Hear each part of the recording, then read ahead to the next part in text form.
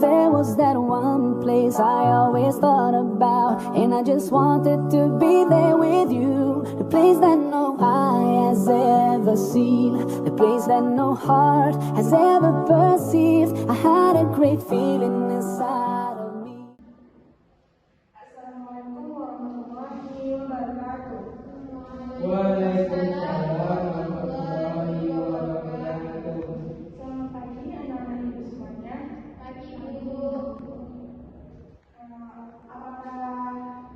Apa kabarnya hari ini? Alhamdulillah sehat ibu. Sebelum kita mulai pembelajaran, kalian ibu pada sekelasnya adalah sama tolong diambil dan kita buka dulunya ke pembelajaran kita pada hari ini berjalan dengan lancar dan nyaman. Dan seterusnya, ibu akan berbicara terlebih dahulu berdoa yang akan dipimpin oleh ketua kelas kita pada kami itu silakan.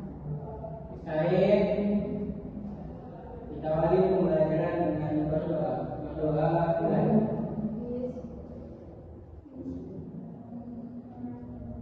Berdoa selesai. Terima kasih kepada ketua kelas. Sekarang, ibu akan mengambil absen. Apakah anak ibu semua hadir hari ini? Hadir semua bu. Ya, benar. Siapa yang ingat materi kita minggu lalu itu mengenai apa? Mengenai ibu? Dinasti Abbasiyah Bu. Jadi tentang dinasti Abbasiyah. Jadi pembelajaran dinasti Abbasiyah itu apa? Anak ibu tahu ya?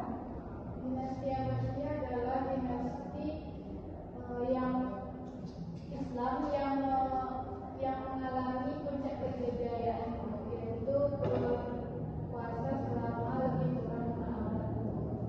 Kasih ya ibu. Terutama sama ibu ya. Sekarang kita akan membahas tentang masuknya Islam ke Indonesia dan juga kerajaan Islam di Indonesia. Yang pertama itu masuknya Islam ke Indonesia. Jadi kedatangan Islam masuk ke Indonesia itu terjadi pada abad 7 Masehi, di mana melalui para pedagang yang dibawa oleh bangsa Arab dan juga bangsa India pada waktu itu, dan juga berkembangnya Islam berkembang di Indonesia itu juga pada abad ke-13, yaitu melalui perdagangan, perkawinan, dakwah, tasawuf dan juga maupun pendidikan. Jadi teori tentang masuknya Islam ke Indonesia itu terbagi atas 4 teori. Yang pertama itu adalah teori berjalan atau teori India. Jadi teori berjalan India ini masuknya Islam di mana itu berasal dari India sendiri, di mana bangsa India, negara India beranggapan bahwasanya masuknya Islam ke Indonesia itu terjadi karena India.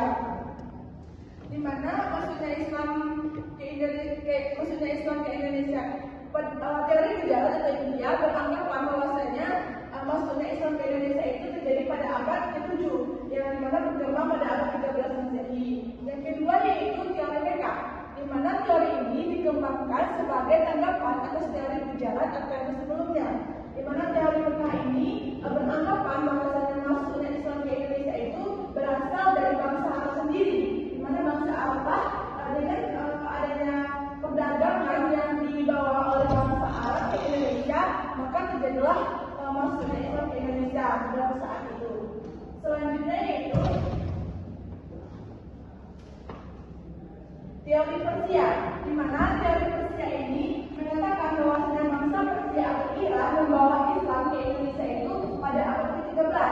Keberadaan perkumpulan Persia di Aceh di abad ke-15 di landasan teori Persia ini, di mana teori Persia ini mengatakan bahwasanya Islam itu berasal dari perdagangan yang dilakukan oleh Persia itu di negara Iran sendiri yang membawa Islam pada saat itu ke Indonesia. Selanjutnya itu teori Cina. Jadi teori Cina ini proses kedatangan Islam ke Indonesia itu khususnya di Jawa berasal dari para Cina.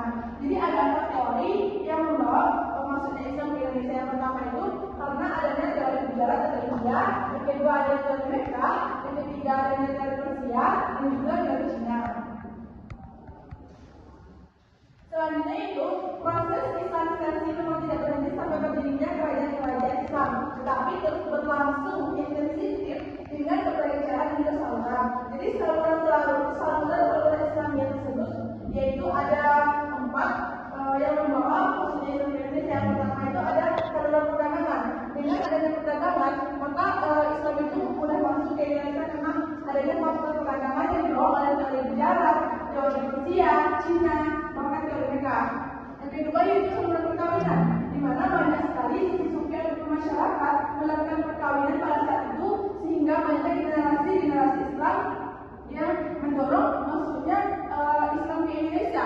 Selanjutnya itu ada saluran dakwah, di mana saluran dakwah ini dilakukan oleh para ulama ataupun sufi-sufi pada saat itu sehingga terjadilah dakwah secara terang-terangan yang membawa Islam pada saat itu ke Indonesia.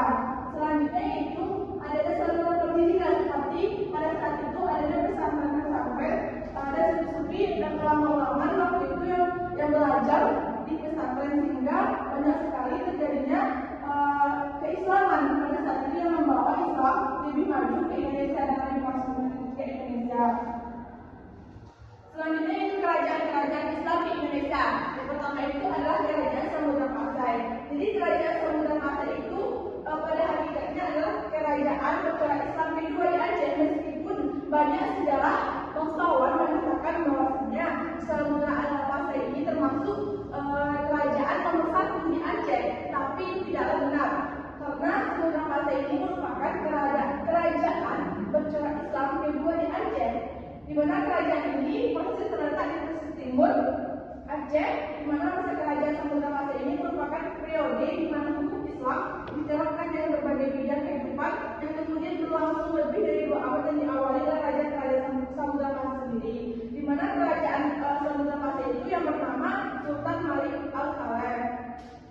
Di mana Sultan Malik Al-Saleh ini juga membawa kejayaan dalam kerajaan Samudra Pasai. Yang kedua yaitu kerajaan Cirebon, di mana kerajaan Cirebon Islam ini mulai berkembang dari Cirebon sekitar tahun 1470-an atau 1475 Masehi, di mana kerajaan Islam ini pertama di Jawa Barat dan Kesultanan Cirebon yang didirikan oleh Syarif Hidayatullah yang di mana Sultan Gunung Jati. Yang ketiga yaitu kerajaan Demak. Kerajaan Demak itu adalah kerajaan Islam pertama yang terbesar di Pulau Jawa, sekaligus menjadi pelopor penyebaran agama Islam. Jadi kerajaan Demak ini itu di mana terletak di Jawa Tengah yang sangat menguntungkan dalam perdagangan dan pertanian pada masa itu.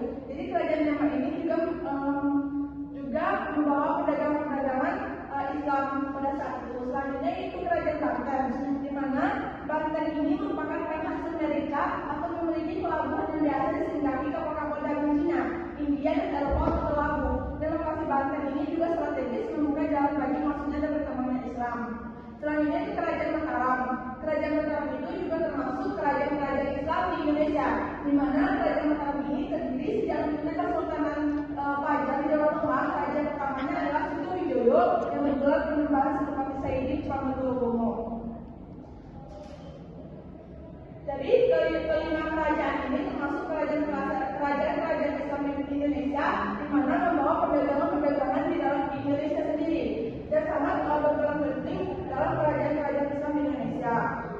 Juga jadi dapat disimpulkan bahwa materi kita pada hari ini, maksudnya Islam di Indonesia itu sangat berpengaruh terhadap Indonesia seperti adanya teori Gujarat, teori Cina, Rusia, dan Mekah yang membawa Indonesia itu semakin luas agamanya, serta dengan adanya maksudnya Islam di Indonesia itu membuat perdagangan internasional lebih luas lagi.